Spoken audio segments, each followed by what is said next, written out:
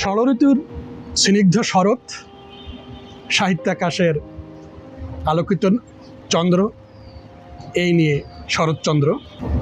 বাংলা কথা সাহিত্যের মুকুটহীন সম্রাট, কিংবদন্তি কথা সাহিত্যিক শরৎচন্দ্র চট্টোপাধ্যায়।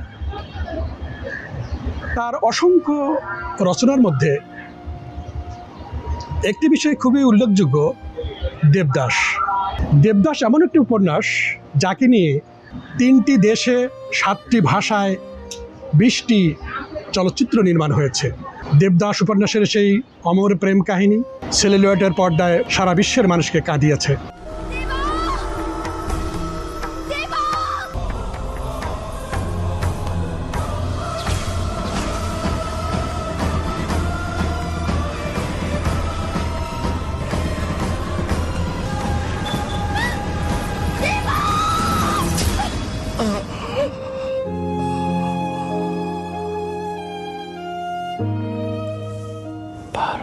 একবার ভাবুন তো, আজ থেকে 120 বছর আগে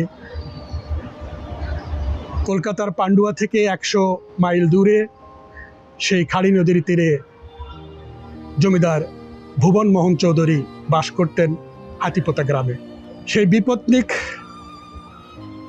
জমিদারের সঙ্গে দেবদাসের সেই ভালোবাসার মানুষ, খেলার সাথী পার্বতীর বিয়ে হয়ে যায়।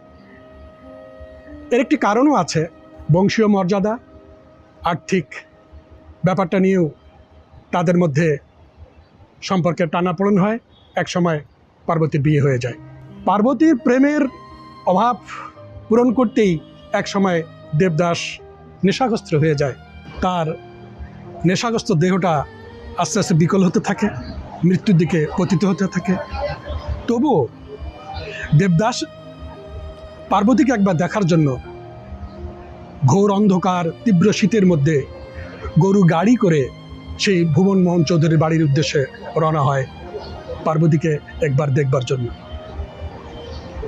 গরু গাড়ি চলছে, তীব্র শীত। দেবদাস তার অসুস্থ দেহটাকে নিয়ে যাচ্ছে, প্রতিমধ্যেই তার জীবন সামনে এসে যায়, পানি পানি করে চিৎকার করতে থাকে। তখন গাড়োয়ান পথের ধারের একটি পুকুর থেকে পানি এনে তাকে খাওয়ান। তখন দেবদাস বলে যে, তুমি যত দ্রুত পারো আমাকে তাড়াতাড়ি নিয়ে যাও। দুর্ভাগ্য, যেতে যেতেই সেই জমিদার বাড়ির অদূরেই একটি বট গাছের নিচে দেবদাস ক্লান্ত হয়ে পড়ে। একসময় পানি পানি চিৎকার করতে করতে তার জীবন চলে যায়। এই ঘটনাকে দেখার জন্য বহু লোক এসেছিল।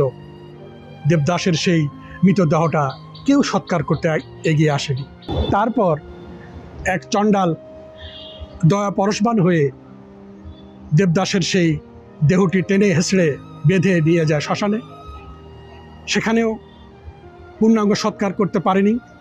সেই অর্ধ দগ্ধ দেবদাসের সেই লাশটি শিয়াল শকুনে ঠুকরে ঠুকরে খেয়ে ফেলে। এই ছিল দেবদাসের প্রেমের শেষ পরিণতি, যা মানুষকে, সারা বিশ্বের মানুষকে কাঁদিয়েছিল। দেবদাস নিয়ে 20টি ছবি নির্মিত হয়েছে, এটা আগেই বলেছি আমি। কিন্তু যে ছবিটি বেশি আলোচিত হয়েছে, ভারতীয় চলচ্চিত্র পরিচালক সঞ্জয় লীলা বানচালির পরিচালিত দেবদাস মুক্তি পায় 2002 সালের 12 জুলাই। এই চলচ্চিত্রে শুটিংয়ের জন্য 25,000 লাইট ব্যবহার করা হয়েছে, যে লাইটগুলো পরিচালনা করার জন্য 700 লোক নিয়োজিত ছিল। মাধুরী দীক্ষিত এখানে ঐশ্বরিয়া রায়ের সঙ্গে অভিনয় করেছে। একটা নাচের দৃশ্যের জন্য 15 লাখ টাকা দামের গহনা পরানো হয়েছিল। আরেকটি নাচে তার একটা লেহেঙ্গার ওজন ছিল 15 কেজি। যেদিন শুটিং থাকতো, একটি গান শুটিং করতে 23 দিন লেগেছিল মাধুরী দীক্ষিতের। টাইম ম্যাগাজিন বলেছে 2002 সালে 12 জুলাই যে চলচ্চিত্রগুলো বিশ্বের মুক্তি পেয়েছিল, সবচেয়ে ব্যবসা সফল ছবি ছিল দেবদাস।